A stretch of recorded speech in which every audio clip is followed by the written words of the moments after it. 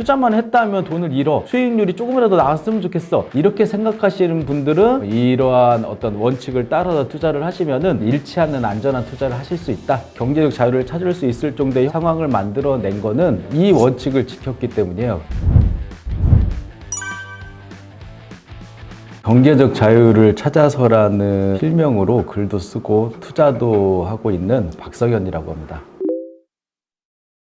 지금으로부터 한 7년 전 정도가 되겠네요. 그때 회사에서 이제 섭섭한 일이 생겨가지고 휴직을 하게 된 상황이 있었어요. 이왕 휴직을 한 김에 내가 회사에 도움이 없이도 살아갈 수 있는지, 내가 먹고 살 수 있는 어떤 상황을 만들기 위해서 투자를 시작했다라고 보시면 될 것 같습니다. 제가 이제 투자를 못 했었어요. 못하던 사람이 갑자기 잘해져가지고 자산이 늘어난 게 아니냐라고 오해를 하시는 분들도 계시는데, 사실은 이게 한 20년 정도 꾸준하게 쌓아 올린 결과라고 보시면 될 것 같아요. 회사에 섭섭한 일이 있다고 해서 다 휴직을 하진 않잖아요. 당장 먹고 살 게 없는데 불안한데, 그때 어느 정도 자산을 갖춘 그런 상태였기 때문에 가능했거든요. 근데 문제는 뭐였냐면은, 건물을 하나 갖고 있는데 제 돈이 거의 안 들어가고 그걸 샀어요. 거의 뭐 플레버리지에 가깝게. 그럴 정도로 되게 공격적인 투자를 해가지고 자산은 많이 늘어나 있는 상황이었는데, 막상 호기롭게 휴직을 하고 나니까 쓸 돈이 없는 거예요. 자산만 많이 있을 뿐이지 먹고 살 돈이 없다라는 걸 이제 그때 알게 됐어요. 그때 제가 투자를 시작하면서 좀 다른 방식의 투자가 시작됐다고 보시면 돼요. 그 전까지는 제가 자산을 갖다가 늘리는 방식의 투자를 했다면, 휴직을 하고 난 이후부터는 현금 흐름을 만들어내는 투자에 좀 집중을 했어요. 제가 그때 목표로 한 게 뭐 월 300만 원 정도 수준의 현금 흐름이 회사에 도움 없이도 발생할 수 있다면 경제적 자유가 달성될 수 있는 게 아닌가라는 생각을 했었는데, 그걸 이제 만들어낸 거죠. 자산 증식이 됐다고 해서 경제적 자유를 찾을 수는 없어요. 왜냐하면은 그 돈이 먹고 사는 거하고 연계되지는 않아요. 부동산 자산이 있기는 했었지만 오히려 이자 부담 때문에 비용이 더 들어가는 이런 구조의 투자를 했었거든요. 근데 제가 현금 흐름을 만들어내는 투자를 하고 나니까 자산과는 관계없이 오히려 경제적 자유를 찾을 수 있었거든요. 그래서 지금 이 영상을 보시는 많은 분들이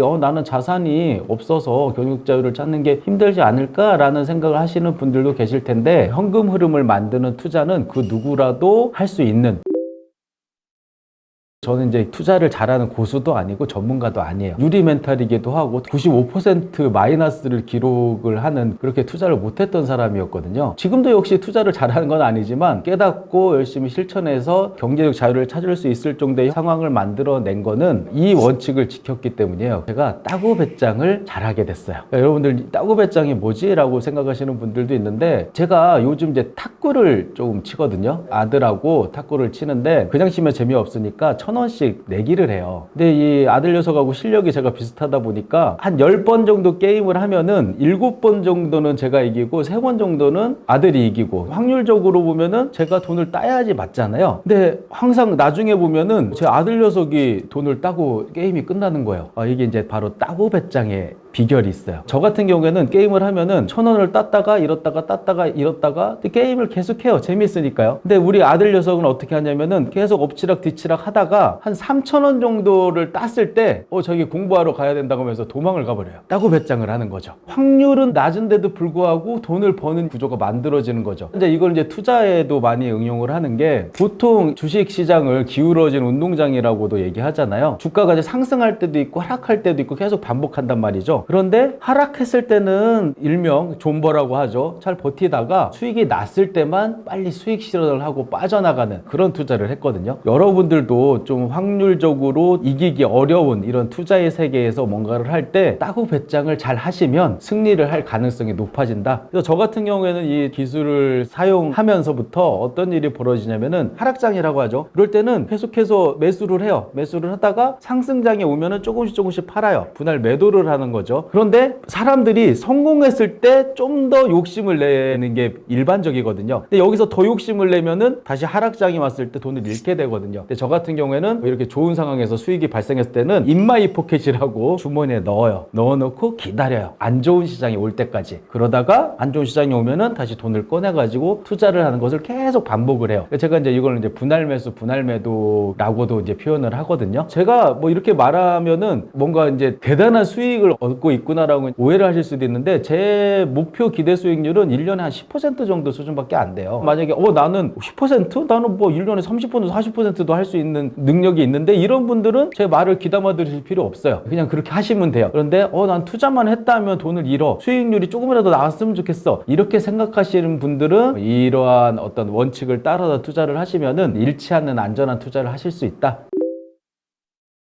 저는 사실 이 말 때문에 아까 말씀드렸듯이 자산을 많이 얻게 된 케이스 중에 하나예요. 부동산 투자를 공격적으로 했다고 했잖아요. 그때 부동산이 가장 바닥에 있을 때, 지금 선업에 올랐죠. 제가 그때 그걸 할 수 있었던 거는 인플레이션을 믿었어요. 그리고 레버리지의 힘을 믿었어요. 근데 이게 적중을 했죠. 10년이 지나고 나니까 제가 그때 빌린 돈은 지금 가치로 보면 되게 작은 돈이 돼버렸어요. 하지만 제가 산 아파트 가격은 많이 올라 있잖아요. 근데 지금은 제가 이 말씀을 못 드려요. 투자 대상과 투자 시기, 상황에 따라서 레버리지를 일으킬 것이냐 말 것이냐를 결정해야 된다고 생각을 하는데, 지금 고금리 상황에다가 부동산 가격이 좀 높아 있는 상황이라서 안타깝긴 하지만 지금 상황에는 맞지 않다. 지금 여러분이 할 수 있는 일은 열심히 투자 연습을 하는 거예요. 투자 경험을 쌓고 나중에 좋은 상황이 왔을 때 수익을 얻는 그런 구조를 만들 수 있도록 지금부터 준비를 하는 그런 과정들이 필요하다.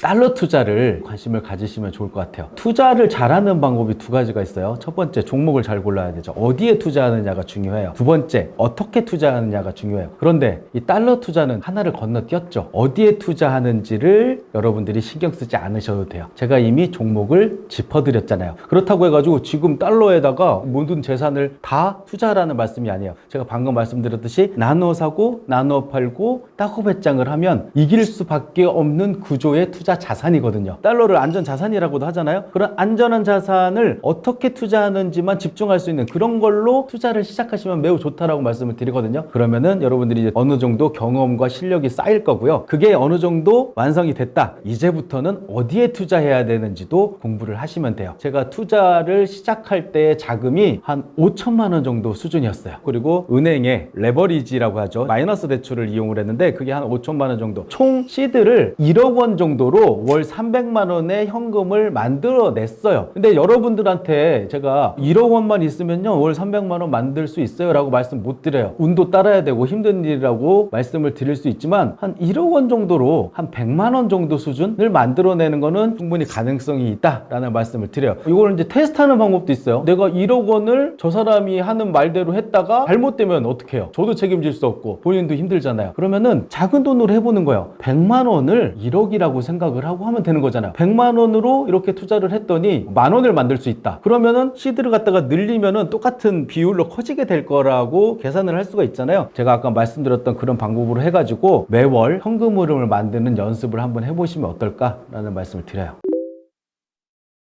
제 개인적인 포트폴리오를 말씀드리면 지금 투자 가용한 자산의 현금 비중이 95%에 달해요. 주식 투자, 달러 투자, 저는 엔화 투자도 하는데 이런 투자 자금으로 들어가 있는 돈이 제 현금의 5% 정도 수준밖에 안 된다는 거죠. 자, 나머지 어디 들어가 있을까요? 예금에 들어가 있어요. 방식은 조금 달라요. 발행어음이라든지 IRP라든지 일반적인 예금 상품은 아니긴 하지만 그냥 안정적으로 돈을 벌고 있어요. 자, 왜 그러겠어요? 고금리 상황이라 그래요. 한 3, 4년 전에 기준금리가 막 1%대였던 그때는 자신 있게 말씀드릴 수 있었어요. 예금 적금 하면은 인플레이션 반영도 안 되는 그런 수익률로는 계속해서 돈이 사라지는 그런 상황밖에 안 되니 배당주라도 사시던가 아니면 다른 방법을 쓰셔야 됩니다 라고 말씀드렸는데 지금은 다르죠. 지금은 금리가 되게 좋은 상황이고 이런 일이 앞으로 또 있을까? 라고 생각이 들 정도로 예금 적금 상품이 되게 유리한 상황이에요. 그래서 여러분들이 지금 급하게 마음 먹지 마시고 내가 투자 실력이 쌓이기 전까지는 은행에 넣으면 넣으세요 그냥. 근데 여러분들이 이런 의문이 들 수도 있어요. 너 10%가 목표 수익률이라며. 근데 왜 95% 현금으로 그렇게 하고 있어? 제가 말씀드린 거는 투자는 위험하잖아요. 10%의 수익을 만들 수도 있지만 10%의 손실도 만들어낼 수 있는 게 투자예요. 하지만 예금은 원금 보장이잖아요. 비슷한 투자 대상들도 되게 많아요. 예를 들면 스펙주를 공모주로 여러분들이 투자를 하시면은 스펙주 같은 경우에는 3년 정도가 만기인데 한 주에 2,000원 정도의 공모를 받을 수 있어요. 그리고 3년이 지나면은 이자까지 같이 들어와요. 근데 그 사이에 스펙주가 주가 상장이 된다거나 이런 좋은 상황이 되면은 가격이 막 2배, 3배 오르기도 하거든요. 그런 원금이 보장된 안전한 투자에 투자를 하셔도 되는 거예요. 예전에는 예금이라는 수단도 없었기 때문에 어쩔 수 없이 투자를 해야 됐지만 지금 예금에 자기 돈을 넣어놓고 작은 돈, 소액으로 조금씩 투자 실력과 경험을 쌓으시는 게 좋을 거다.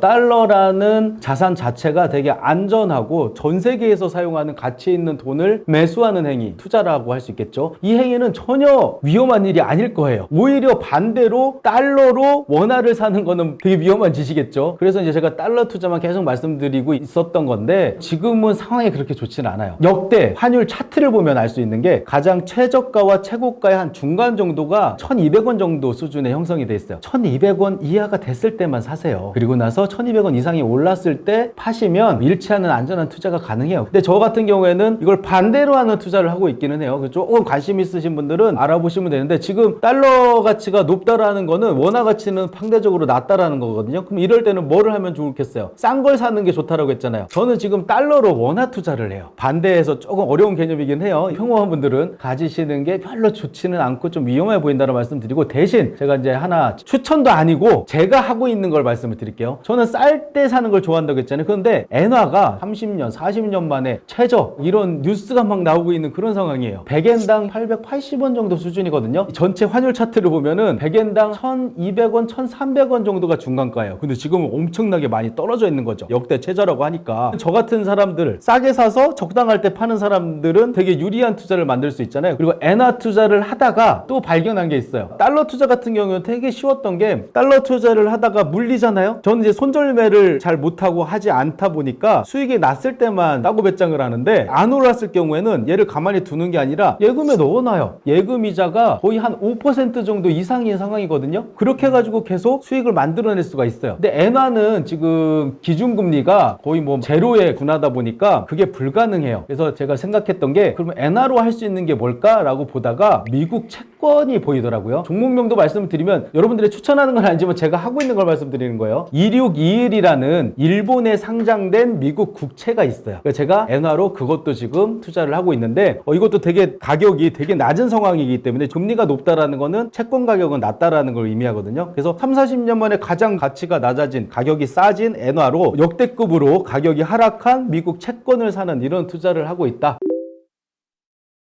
투자는 제가 한번 해본 결과 아는 것보다 하는 게 더 중요한 그런 영역에 있어요. 그래서 여러분들이 뭐 책도 읽고 이렇게 방송도 보고 지금도 아마 제 말씀을 들어보고 나도 엔화 투자 한번 시작해볼까? 미국 채권 그렇게 낮다는데 쌀 때 한번 투자해볼까? 이런 생각이 드셨을 텐데 아는 거에서 끝나면은 아무것도 안 돼요. 경험을 해봐야 돼요. 경험이 곧 실력이 되거든요. 뭐든지 한번 해보세요. 아주 소액으로라도. 엔화 투자 같은 경우에는 그냥 1,000원만 투자해도 가능한 일이에요. 제가 나눠 사고 나눠 팔라고 했는데 1,000원어치 사보세요. 그리고 좀 하락하면 또 1,000원어치 또 사요. 그렇게 해가지고 한 10번 샀다 보면 10,000원이 투자되겠죠. 그리고 나서 올랐을 때 하나씩 또 팔아보세요. 따고 배짱을 하라는 얘기예요. 이렇게 하다 보면은 조금씩 느끼는 바가 있을 거예요. 종합적으로 말씀드리면 지금은 현금이 아주 가치 있는 시기, 고금리 상황이기 때문에 여러분들의 실력이 쌓이기 전까지는 대부분의 자금들은 그냥 은행에 넣어놓는 게 안전할 것이다. 하지만 이 고금리 상황이 언제 끝날지 모르잖아요. 그렇게 됐을 때 여러분들이 인플레이션을 해지해가지고 돈의 가치를 더 늘리고 자산을 증식하고 현금 흐름을 만들어서 경제적자를 찾고 싶으신 분들은 이런 것들을 늘리셔서 열심히 실전 경험을 한번 쌓아보시라는 거. 적은 금액도 괜찮다고 했어요. 그렇게 하는 방법을 추천드립니다.